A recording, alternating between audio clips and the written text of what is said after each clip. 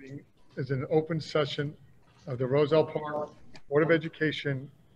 I'm going to take the Roselle Park Board of Education held under the Open Public Meetings Act, the state of New Jersey.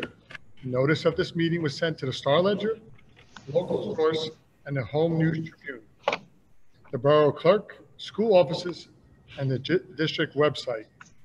Roll call, please. President Signorello. Here. Vice President Langang. Here. Ms. Carlstrom. Here. Ms. Falcon. Here. Mr. Fernandez. Here. Mr. Harms. Here. Mr. Hemingway. Here. Ms. McLeod Cato. Absent. Mr. Miller. Here. We have quorum. Have a flag salute, please. Pledge allegiance to the flag of the United States of America and to the republic for which it stands, one nation, under God, indivisible, with liberty and justice for all.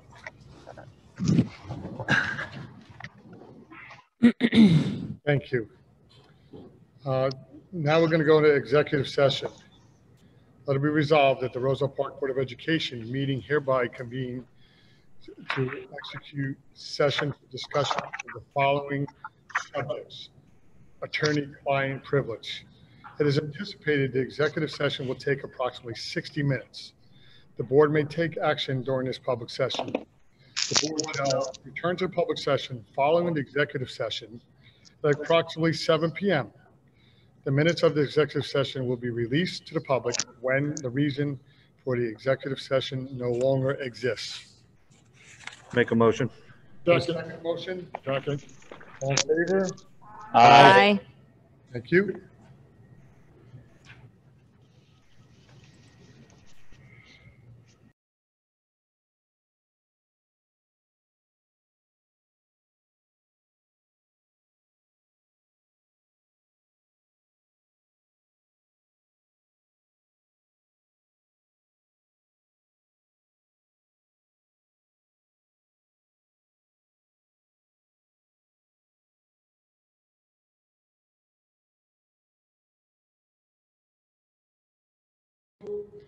Second, I'm muted. I'm sorry, did everybody hear that? Okay, we start over. Motion to return to public session. All in favor? Okay. The reason why, folks, we were in executive session, attorney-client privilege and a student matter. Now we will go to the public participation. Agenda items only. Each member of the public may speak, excuse me, a maximum of 3 minutes and adhere to the following: have a full name and written on their profile, raise their hand, the icon on Zoom, wait to be called by the board secretary. Once called, please put video on and unmute your audio.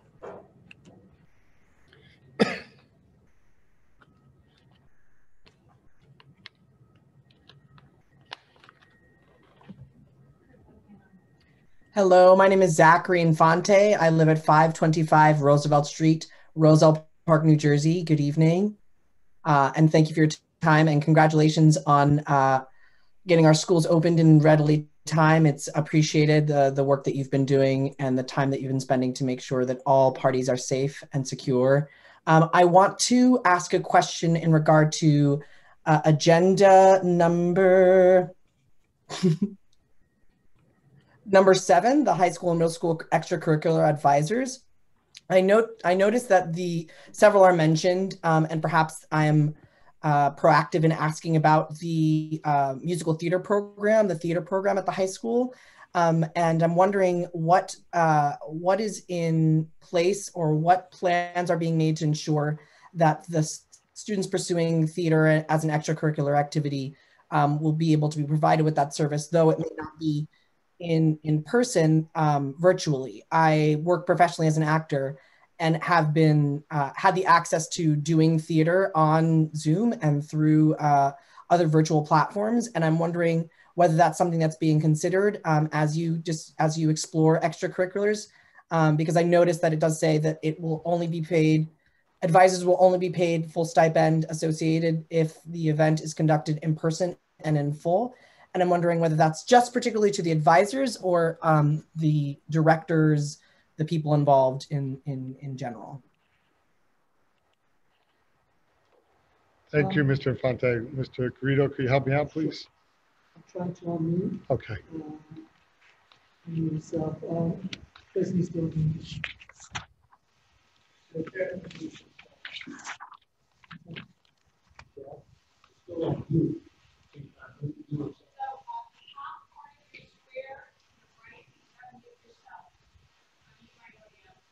Mr. Infante, we're having some technical difficulties. No worries. Bear with us. It said the host is not allowed. It happens in the theater as well. So Yeah. don't worry.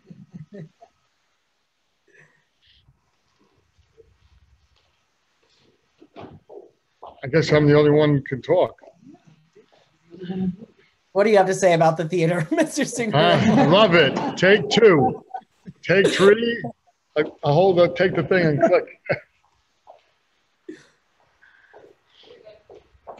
Thank you. Mr. Infante, thank you for the question and thank you for your patience. Obviously, these are times that we are going through and they're very challenging. However, everything it's being considered. And we're going to be having ongoing discussions. The theater club is typically in the spring and, where they have the plays and so forth. We will discuss it and see what we can do for our kids. And certainly the entire high school staff and everyone wants to see the kids participate as much as possible because they need it more now than ever. So certainly, we will take your comments into consideration. We will have discussion. In terms of the language about payment, again, this is language because of what's going on now. We don't know if we're going to have to close completely like we did back in March. In April, that nothing was on the, what's allowed back then or permitted. So we needed to use that language. However, yes, we will consider theater club and we'll consider any other clubs that would benefit the students, whether in person or in terms of, in a remote way or what have you. So certainly, but thank you. And we appreciate, we appreciate the arts here in Roselle Park. And theaters, it's an art, and we certainly will do what we can to continue that tradition. Thank you. I appreciate your time and generosity. Mr. President, the next participant is Jackie Garcia. If you can kindly state your name and address for the record.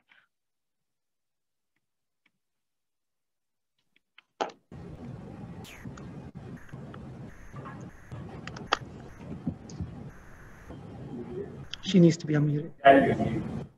Hi there, thank you. And I also need to have the video.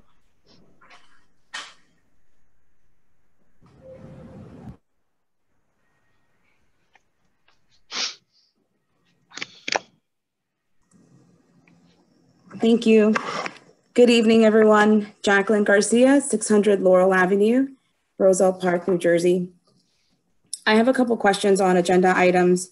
Personnel item 6 and 9, education item 12, and business item 14.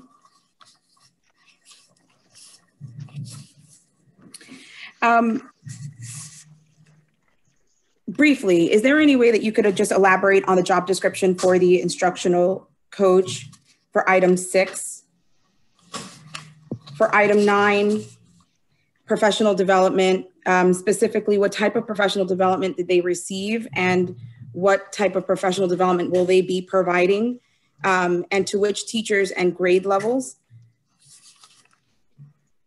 Education item number 12, Title I parental involvement policies and parent compacts.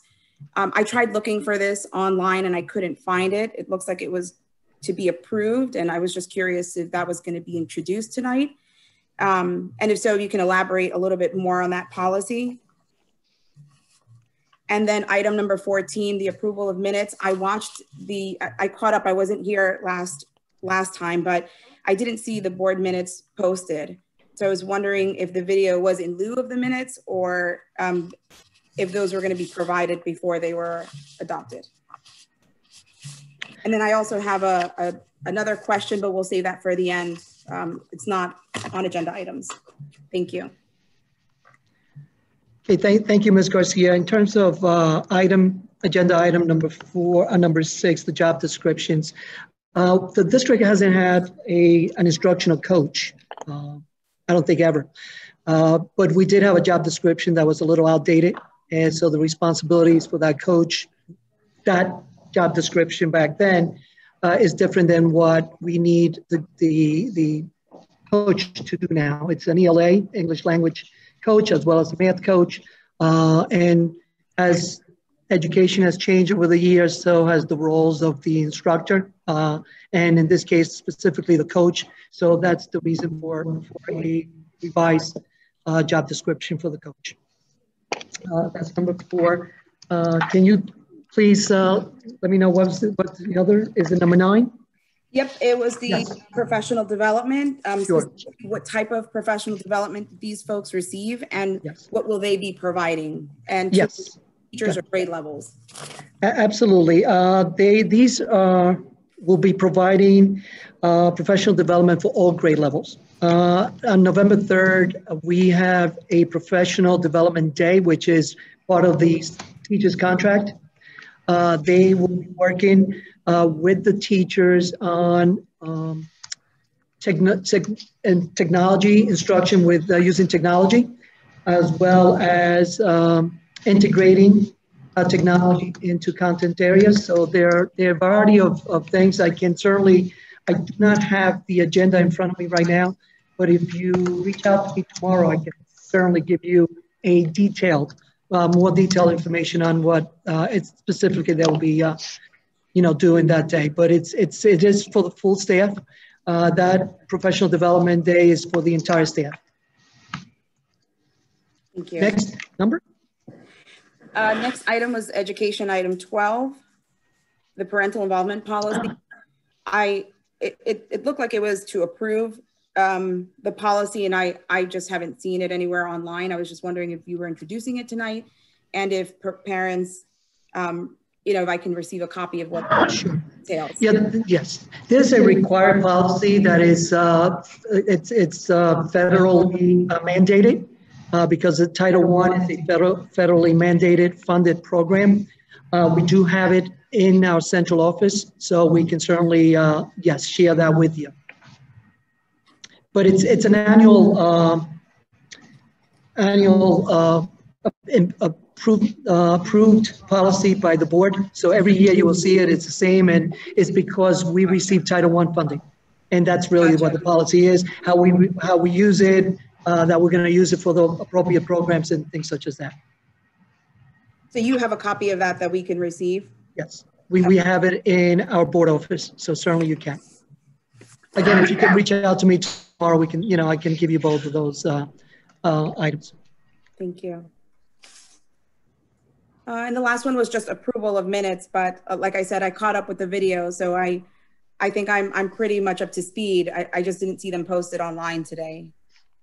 I was more interested in the Corona relief funding and grant and what that, what those funds were being used for. But I think that was also explained in the video as well. Scouts? Am I muted? No. The approval of minutes gets posted once they are board approved. Okay. So it's after the fact. And as far as the Title I parental involvement policies, only the parents that attend Title I schools are the ones that will receive it. So I don't know where your child attends, but if your child does attend a Title I school, your child or your family will you'll receive a letter indicating that your child's attending in a Title I school. Thank you for the clarification.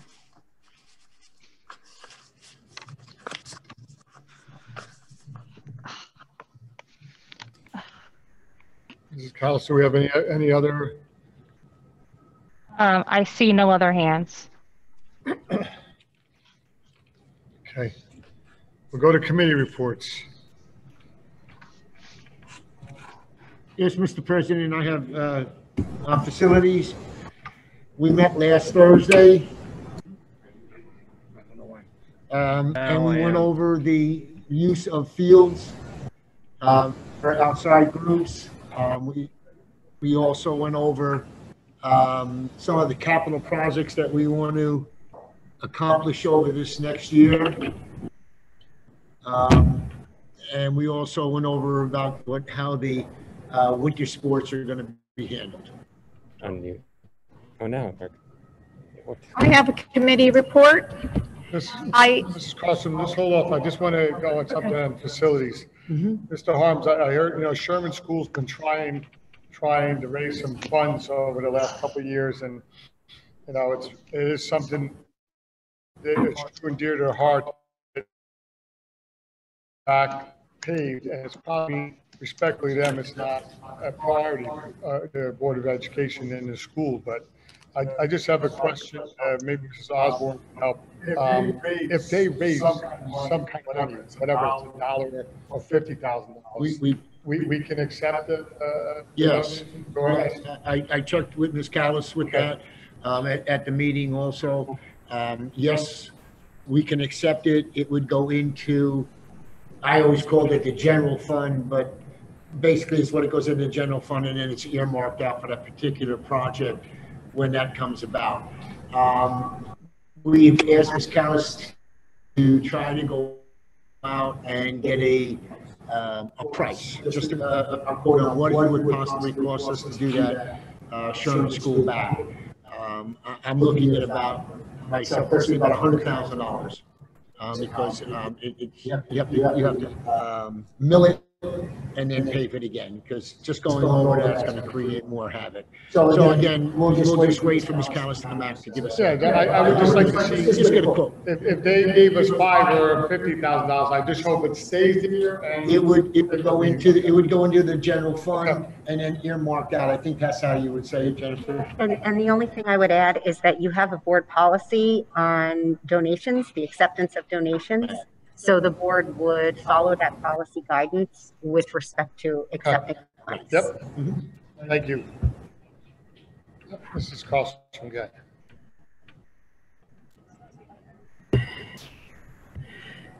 So I attended Roselle Park High School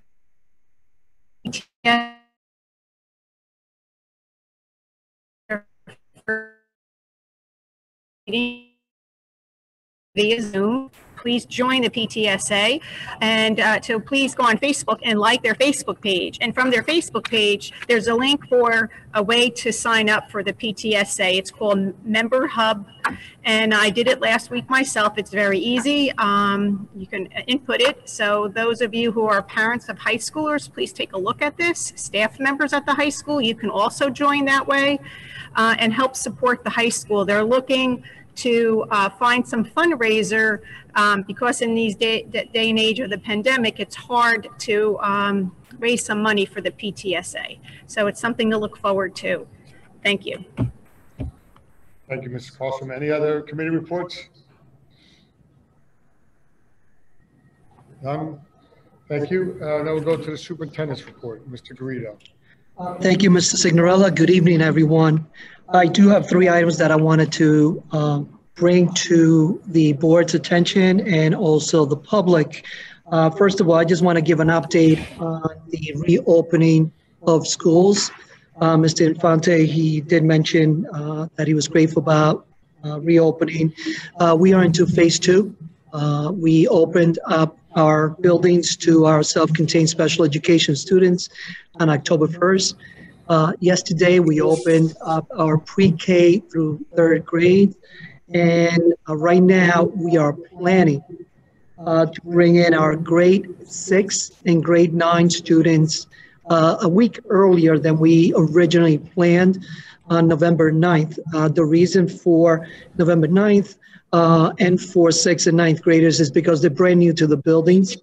and we want to give them an orientation before everyone comes in. It's a difficult year for everyone. It's going to be a very difficult year for them as new middle school students and new high school students. So we certainly, and then November 16th, bring our grades 4, 5, 7, 8, 10, 11, 12. So that is our plan. We're moving forward with it. Our pre-K through third graders, we had a very successful reopening yesterday, and you know, they couldn't be possible without the efforts of everyone in those elementary schools, in particular the principals who worked so extremely hard to make sure that everything went smooth. The buildings are ready to make sure that health and safety of our students and staff is in place, and that was our number one concern, and has always been our number one concern throughout the whole process. We're hoping that this will continue, and we're hoping that we can remain open for the remainder of the year. As everyone or may not know, we did have a positive student last week, COVID-19 positive student, and a letter went out to the entire and all the staff and parents and guardians to let them know about this. We, as we are required to do, get the guidance and make sure that we follow the procedure that we're supposed to follow. So we reach out immediately to the Union County Department of Health. And I do want to acknowledge Megan Avalon, who is the health official, who has been incredibly supportive and really working with us to make sure that we follow everything. She has worked extremely hard to make sure that contact tracing is being followed, and we are able to continue to be open. And those areas that were exposed are the ones that had to be isolated and quarantined. So, you know, I thank you for your patience. I'm hoping that, you know, we do not have to report to you about these cases as we go along. The second item in my agenda for tonight is our assessment results, our assessment results from the spring 2020. Typically, annually, Mr. Salvo and Ms. Bodek will be here reporting to the public and reporting to the board the results of the spring 2020 assessment. However, this is not your typical year, and it's not your typical assessment for the spring 2020. So I have a very brief presentation. It's still required that we make this presentation by the State Department of Education. So I'm going to ask Mr. Hyde if you can just give us a minute. I will bring up and share the screen with you. Okay, so this presentation is on the spring 2020 administration.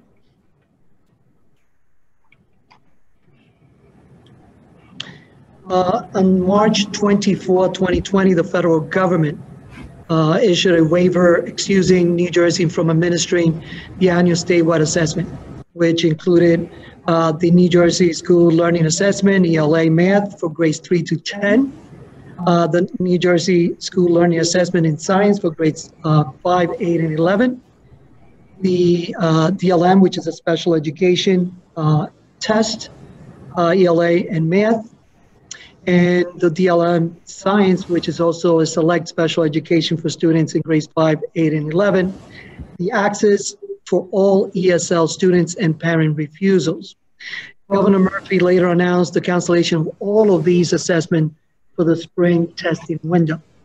However, we were able to, before the pandemic and the school closures were ordered, to have a very small number of tests in the access for some of ESL students, because that started earlier in February.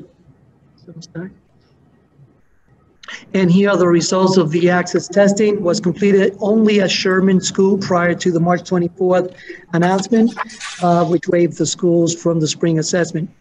To be eligible for exit as an English language learner status, a student must have attained at least the following scores on the Access 2.0 0, an overall score of 4.2, and a composite literacy score of level 3.9. As you can see, in the Sherman School, which it's a smaller population than we would have typically to report to you. In kindergarten, we had an overall score of 2.9 and an average composite literacy score of 2.5. Grade 1, 3.1 and 2.8. Grades 2 and 3, 3.8 and 3.9. Grades 4 and 5, 4.6 and 4.7. These are obvious scores because, as we know, when students enter kindergarten or first grade, they are beginners with language. They haven't had any ESL classes or any instruction in ESL. As they go along in our district, they have more than 1 year, 2 years, and really typically after 3 years, that's when they exit the program. These are the number of students who exited this year at Sherman School. Kindergarten and first grade, obviously you saw the average scores, none met the criteria for exiting. We had 8 in grades 2 and 3, and then almost the entire ELL population in grades 4 and 5 out of 11 tested, 10 exited the program. Okay, all ESL students who were close to meeting exit criteria were tested in September. The state allowed us to bring the students back one-to-one, and the results will be available later in this month. I can certainly share those results with the board and with the public as we receive them. In lieu of any results from the state assessment, the district, a couple of years ago, I believe it's 2 years ago, worked with the Linked Benchmark Assessment to help us with the progress of students, of regression, or what we need to do, the gaps in our curriculum in the elementary, middle, and high school. And they participate in the Linked Benchmark. We send that information, that letter out to all parents, that the assessment for ELL and math will be during the months of September and October. We can certainly share those results with you, with the parents, but that again is a benchmark assessment. So we will be benchmarking the students at different times of the year to see how much progress. That was just the benchmark assessment we would do again in January and February, and then at the end of the year as well. The state came out with their own assessment called the Strong Assessments, which is very similar to the Linked. So we would not be using that. They offer that online assessment. However, since we have the Linked, we didn't feel that we needed to over-test our student. That's the last thing that we want to do, is over-test when we're getting a wonderful benchmark scores using the Linked. And the Linked is very closely connected to the NJSLA testing. Anyway, the state assessment requirement for graduation, the senior students who have not met state assessment requirements were given the opportunity to take the PSAT, the MSQT on 10/14, and they all came in, juniors, and we tested those students on October 14. These students will be given the opportunity to take the ASVAB in the winter before engaging in the portfolio process as needed. And that's just another assessment with a different name, but it actually helps them meet the graduation requirements before the portfolio, engaging in the portfolio assessment. Again, this is a different type of year. More flexibility is given due to the fact that we don't have the NJSLA to guide us with the criteria that we need. So we would use as many other criteria as we can before engaging in the portfolio process.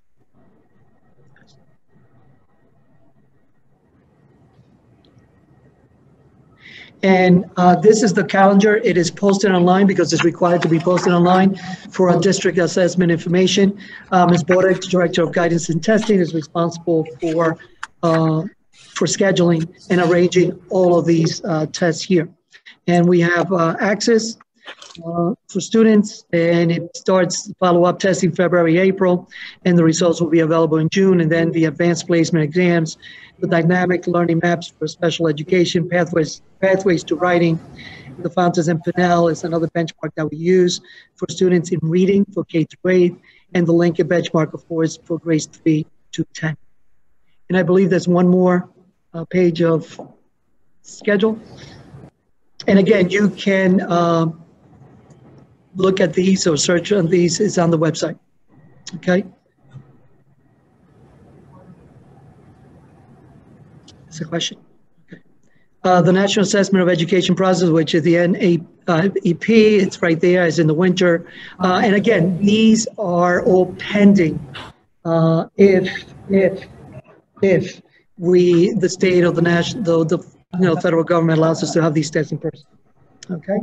And I don't know if there are any questions regarding the testing. I have a question.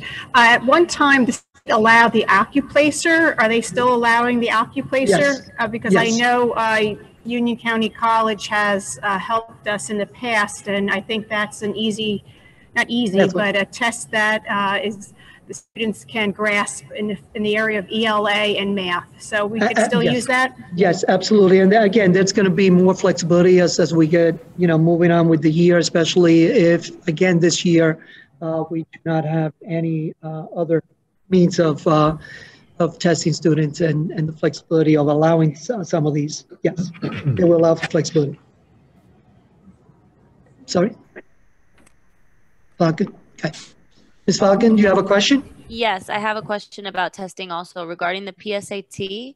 In the previous slide, you mentioned seniors who did not get the opportunity to take it earlier, took it on 10/14, but on this chart here, it says grade 11. Is that what typically is that who typically takes it? Is it available to other grade levels such as 9 and 10, or what typically happens there? Yeah, it's typically the 11th grade. There are programs that allow 9th and 10th graders to take the PSAT, and I'm sure if anyone in the public is interested and they can reach out to Ms. Bodek, she can share that information with them.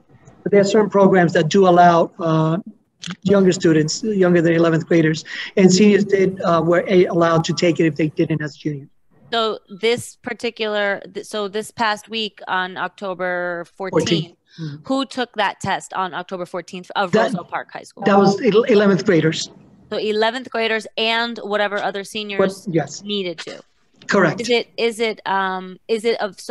you said it is available. So if obviously 10/14 has already passed, but for future, if a 9th or 10th grader wants to take it, is it made available to them, or is it something they would have to do on their own? That's something they will have to do. I know there's a program that Ms. Kallstrom, if you want, I know that you're familiar with that. I know you have with testing. In the past, we did test all 10th graders and 11th graders in PSAT. But again, this is a new year because of the COVID. We didn't bring everybody in. And I'm pretty sure last year we tested all 10th and 11th graders.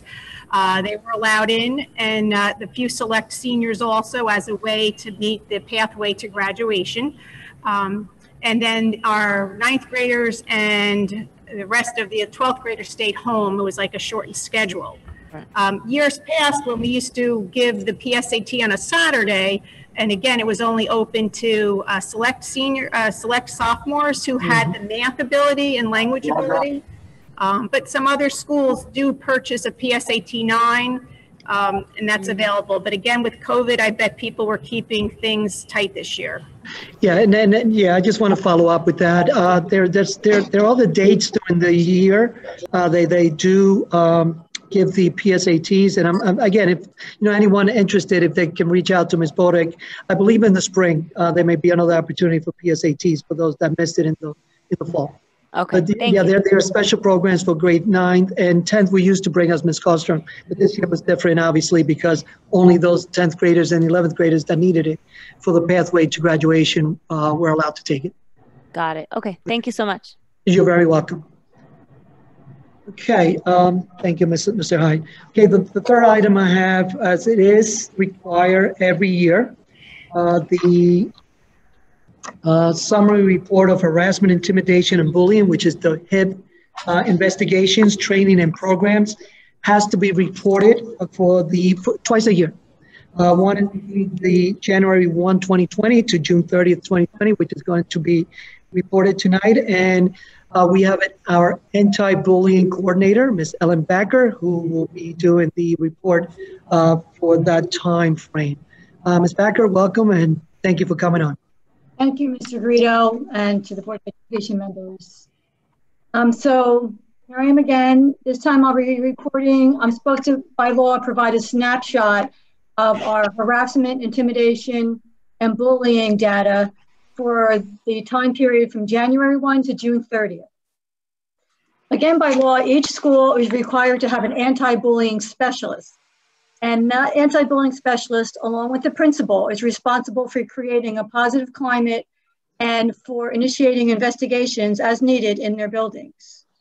So some of the information that I'm required to share with you are the anti-bullying specialists. At the high school, we have Andrea Kositoy, Kathy Pons at the middle school, Allison Canarak at Robert Gordon, Carolyn Gleason at Aldine, and Kelly Tiffany at the academy.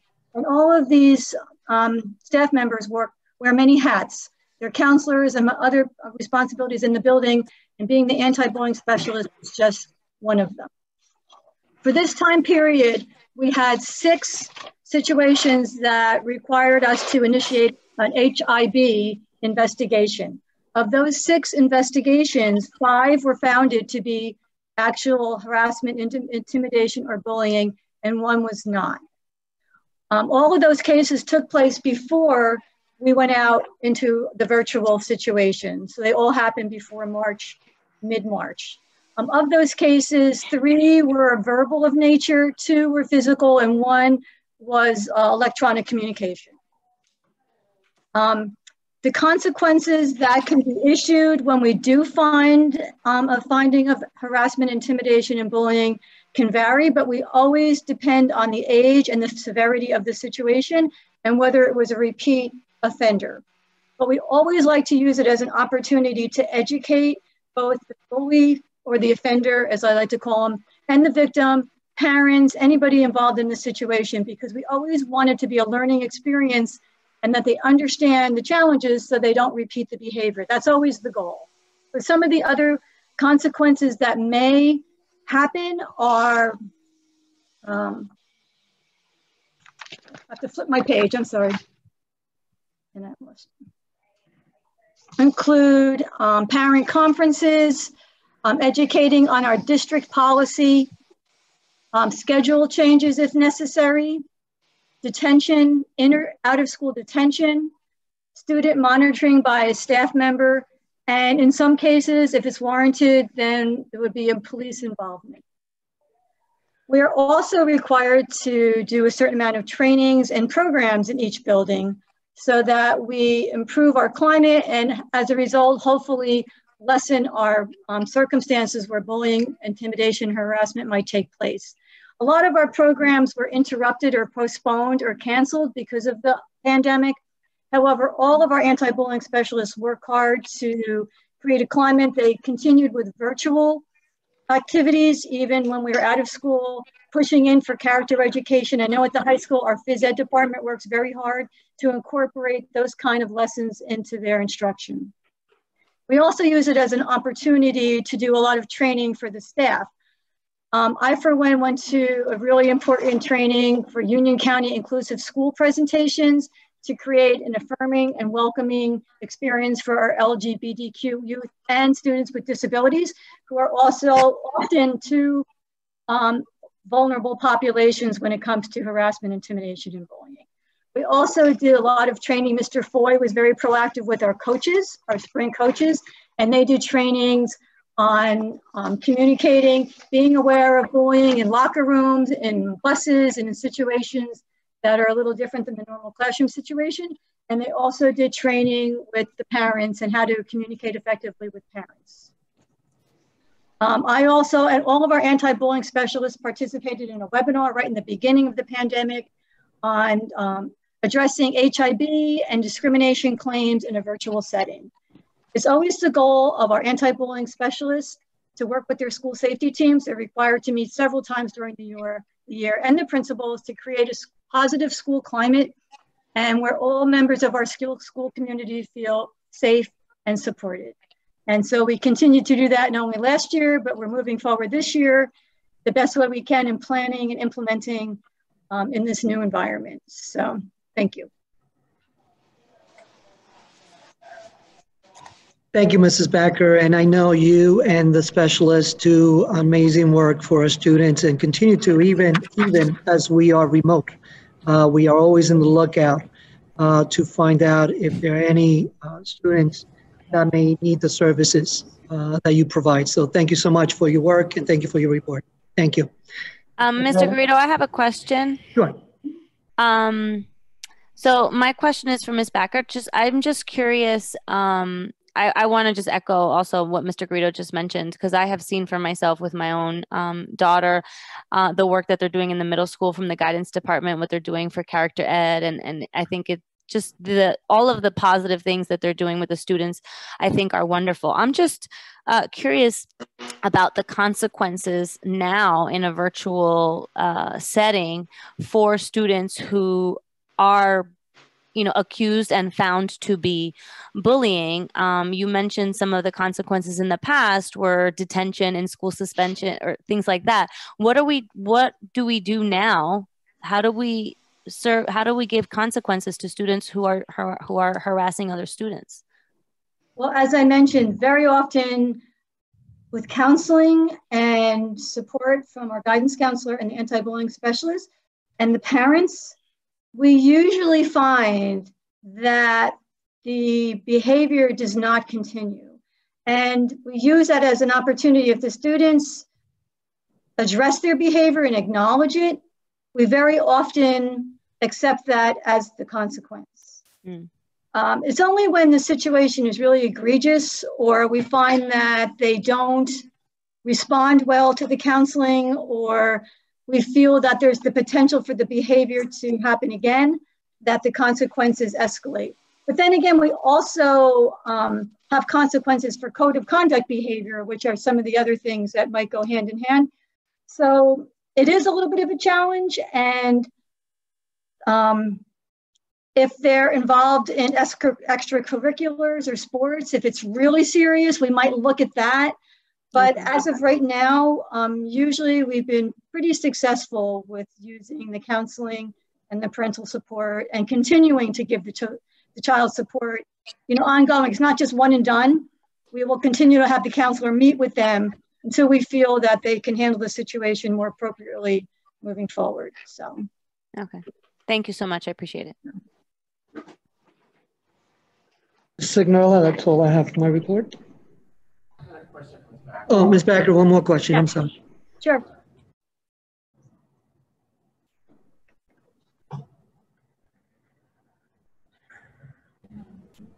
Mr. Fernandez is trying to unmute his, you got it? I got it. Okay.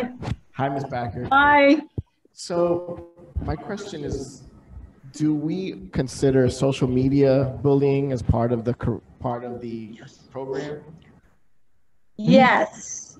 You mean in terms of educating or whether in terms of a reportable offense? Yes. Yes. Okay. Yes. Absolutely. If the interactions between the student is having a negative impact on the student, and usually one of the components is that it has to have an impact on their education, or they're afraid to come to school or things like that. But anything that falls under student contact with each other, school time, we address it. And again, we're very proactive with investigating. It doesn't mean that every case is going to meet the criteria for actually being intimidation, harassment, and bullying, but we always like to investigate because even if it doesn't check all the boxes, it still always can be addressed and be a learning experience for the students involved. Thank you. Any other questions? Hey, Mr. Signorella? Okay. We're going to move on to personnel agenda items 1 through 10. And we have addendum items 4 through 5. Leave of absence revision. Maternity leave of absence request. Leave of absence request. Additional high school extracurricular advisors. Staff retirement.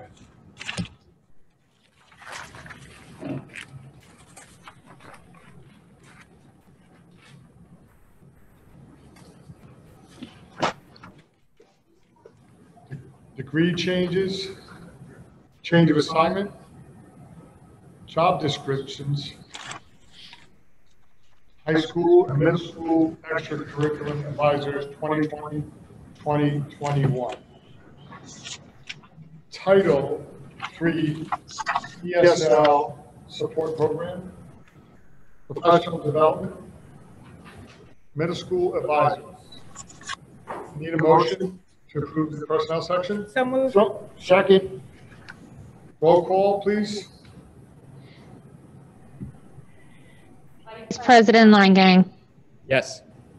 Ms. Carlstrom. Yes. Ms. Falcon. Yes. Mr. Fernandez. Yes. Mr. Harms. Yes.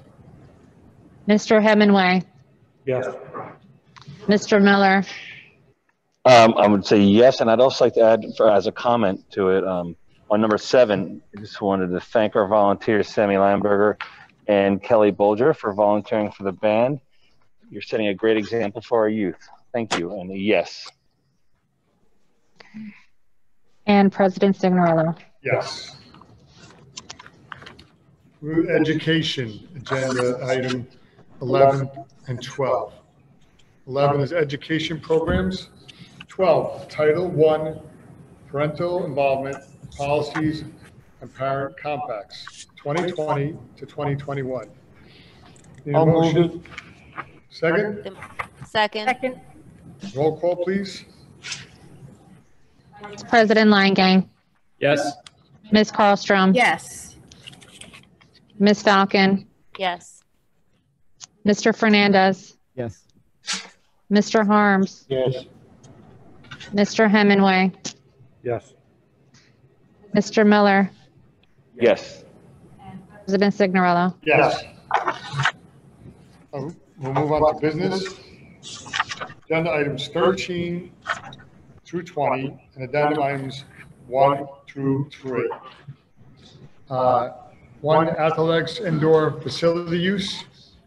2, revision of CARES subward agreement, and 3, settlement agreement.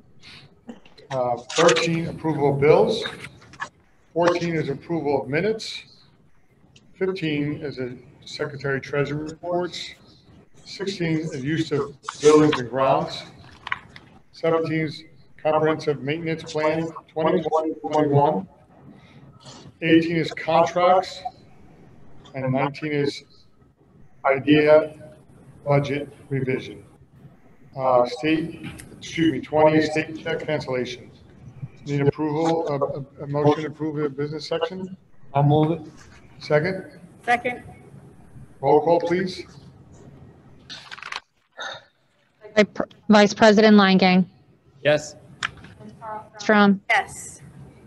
Ms. Falcon. Yes. Mr. Fernandez. Mr. Hemingway. Oh, did I skip someone? I did, sorry. Mr. Harms. Yes, I'm here, yes. Sorry, I didn't scroll down. Oh, yeah. Mr. Hemingway. Yes. Mr. Miller. Yes. And President Signorello. Yes.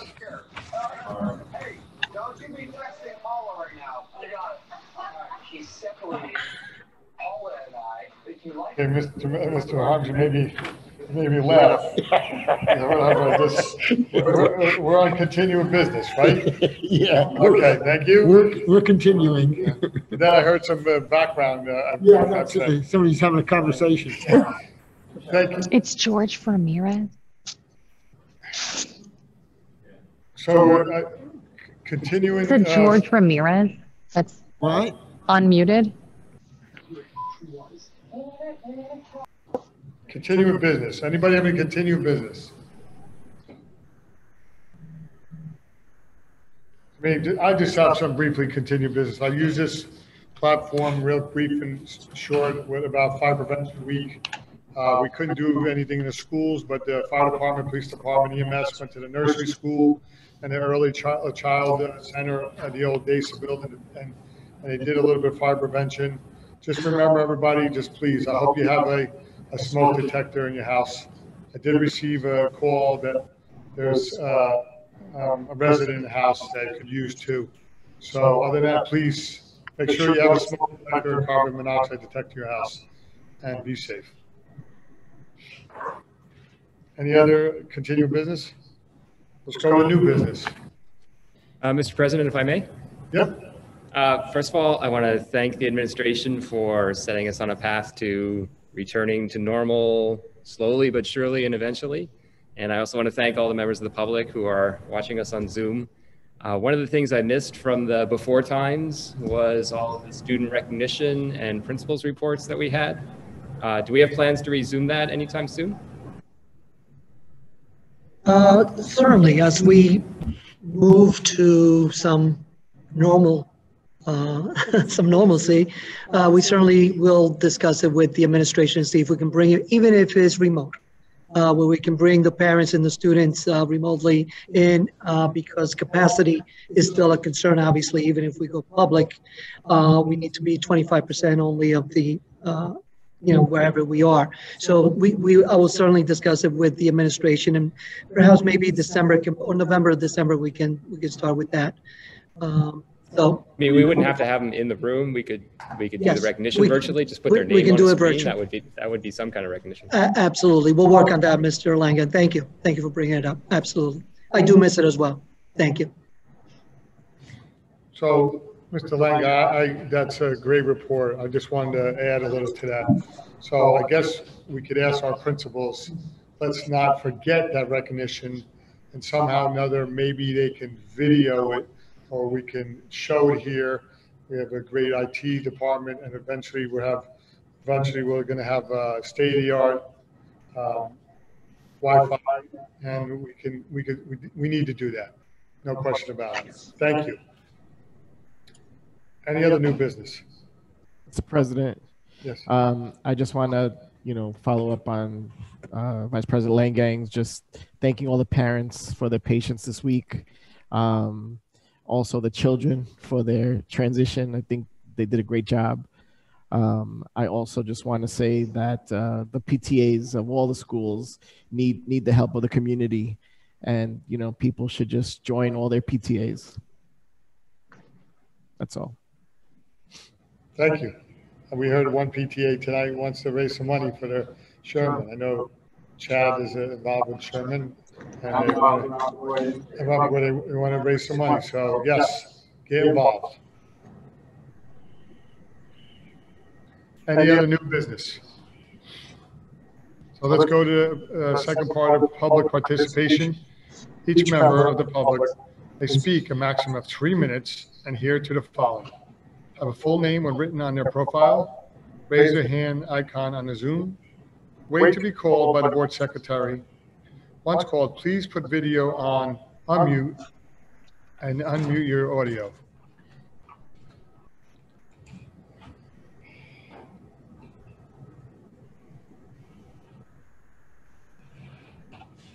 We have Jackie Garcia. Please state your name and address for the record.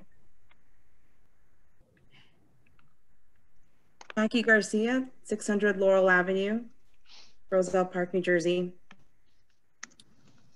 I just wanted to request if I can have my camera turned on.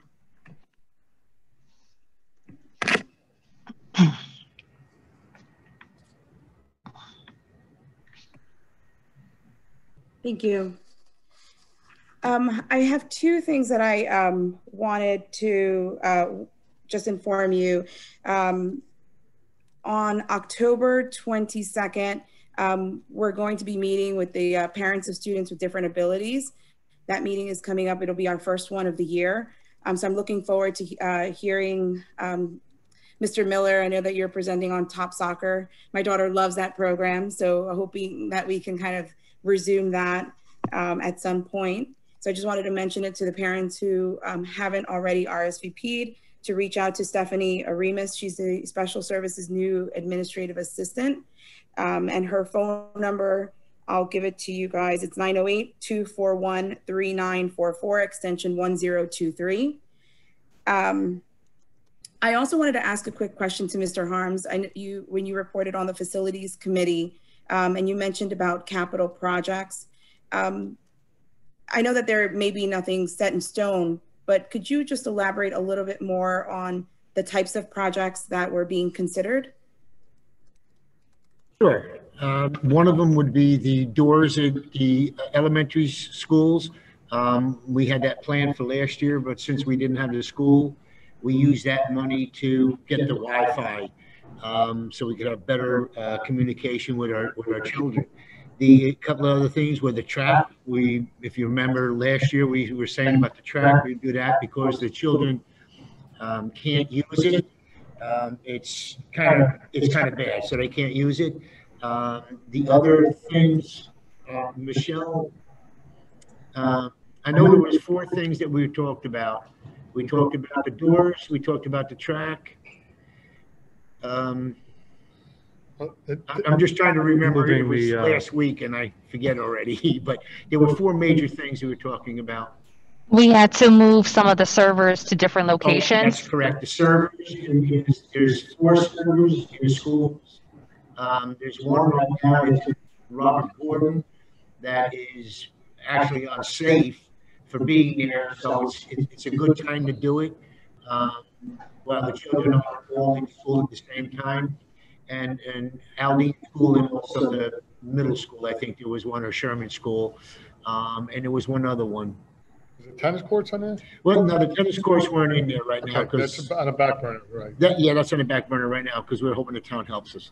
If you remember the meeting. What was it? There were some plumbing. Oh, that's right. The plumbing in the schools are quite old.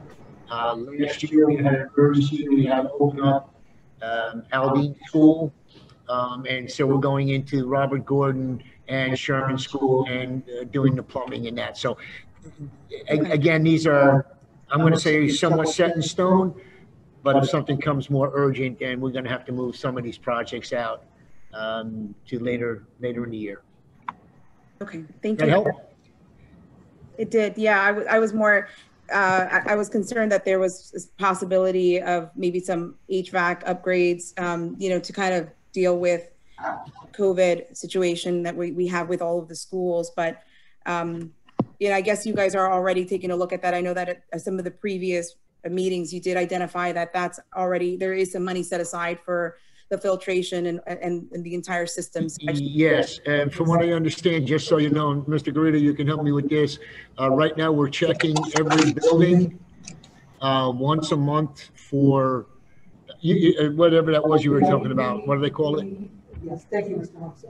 We are constantly checking for air quality to make sure that there is good flow. I'm sorry, I was muted, and sometimes I forget to press the button. We are regularly testing for air quality.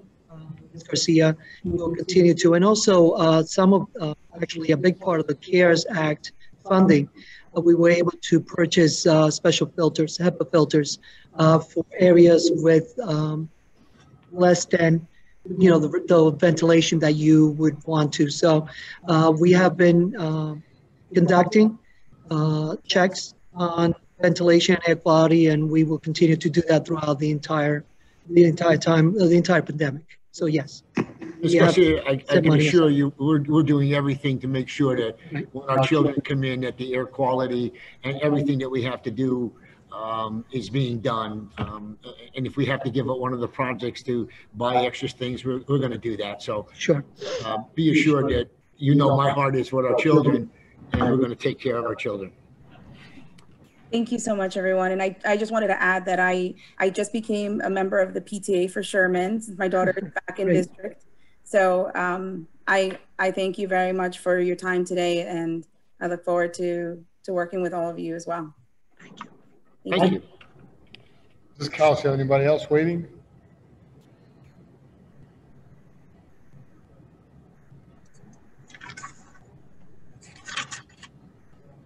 Zachary Infante, please state your name and address for the record, please. Hello, my name is Zachary Infante. My address is 525 Roosevelt Street, Roselle Park, New Jersey. Again, thank you for your time. I am deeply grateful for the discussion had and led by Mrs. Backert, who was always an advocate while I was at Roselle Park High School, and to hear more about the anti-bullying work done. And I guess my question, my curiosity is whether assemblies are being held or there's any sort of proactive work done, because I really appreciated Mrs. Falcone's questions about the consequences. I'm just wondering whether anything is being done by the district on a wider spread level of ensuring that young people are taught why not to bully and so on. Mrs. Backer, I don't know if you would like to respond. Go ahead.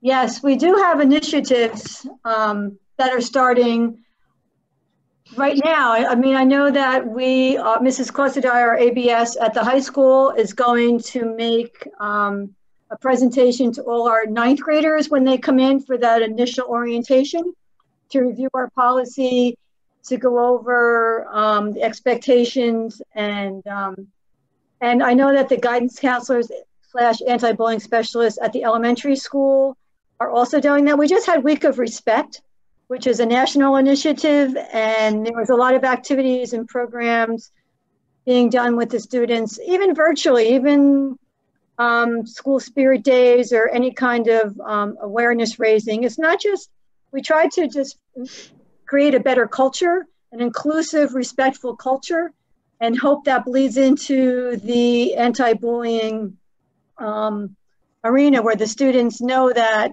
by respecting, treating each other kindly, that all just feeds into not bullying. So at the younger grades, we focus that way. But at the high school, yes, we're still having our social justice classes. We still have the crisis center. Our RPTV program has been very proactive with filming anti-bullying messages, respect messages. So, and that is available for the whole school community as well. So, you know, it's not quite the same, Zach. Unfortunately, when you don't have them right in front of you, it's harder to have that kind of experience, but we're doing everything we can and moving forward with our initiatives. And hopefully we'll integrate them more when the students come back starting in November. Thank you. It's very encouraging to hear how innovative you all are being, and I'm grateful for your time and for your continued efforts towards making sure, and I love the word used, a culture of respect, a culture of compliments, and I appreciate that very much. Thank you. Anybody else, Mrs. Callis? I don't see any other hands. Real quick, I'd like to thank all the audience tonight. It was very proactive, and we got a lot done tonight. So I'd like to hear a motion to adjourn the meeting. So moved.